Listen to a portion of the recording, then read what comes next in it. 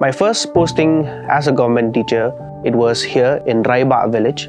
Hakani kasnong kani ka school Raibah government LP school kadon kam haduk kata-kata na benta ki khun khana. I was so sad to see a government school, which is a 75 years old school, in a very bad condition.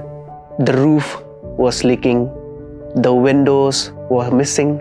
Bakin shimkia na benta ki khun ki jongi na marada kam don kani ka school ki khun jongi kamut kila du no ban pule kin salong tang ban shupep school no tang shitang porna. I had a meeting with parents and the headman of the village. They wanted change.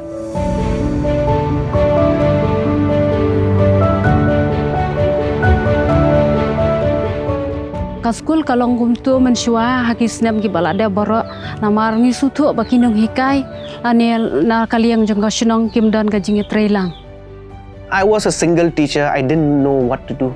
I started by cleaning the surrounding with the children. We worked shoulder to shoulder with the community through parents meeting. We had so much of discussion, and we thought, why not go for a crowdfunding where we were able to collect around 1.2 lakhs. It is very challenging for us to carry all these materials when we were renovating the school at that time, because we have a lot of steps to climb up. So the parents they told me, we cannot help in terms of money, but in terms of labor, in terms of manpower, that is what we can do. Jong pisar Batskhem pila alum pila alang yang ite pila alum pila alang pila pen iya kanuksa ka babha tingi sutu ba ka de kanuksa ka babha ngi bu ta kata bat ngi ya mir ti hing sutu ba ka de ka jimetoi te. I believe learning practically is the best way for anyone. While playing Mau Point, where they pile these stones, where we write down the months and arrange it accordingly. Where they play guli danda, we call it deng hai and khasi, where they do measurements.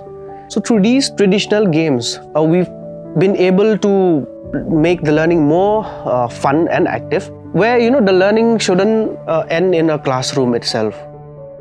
Setengah banwan sekolah marwang, ayo kendu iki paralog, ayo banek kai lang bat ki paralog, bat ngayo ban bam jalang bat ki paralog. Ikan ini serang riba mencuah ka long serang gabuan hino nongkong e. A living library is a place where we conserve all the traditional knowledge, whereby the elders engage with the students through many activities such as beekeeping, handicraft, oral history. By doing all these activities, we were able to bridge the gap between the elders and the young generation.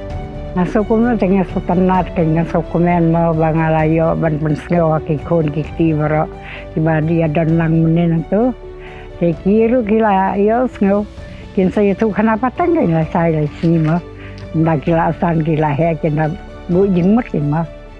Raibah Government LP School is a very good example, not only in the block Mausan Ram, but in Meghalaya as a whole. He not only a teacher for the children, but he like a guiding star to the whole community of the Raibah villages.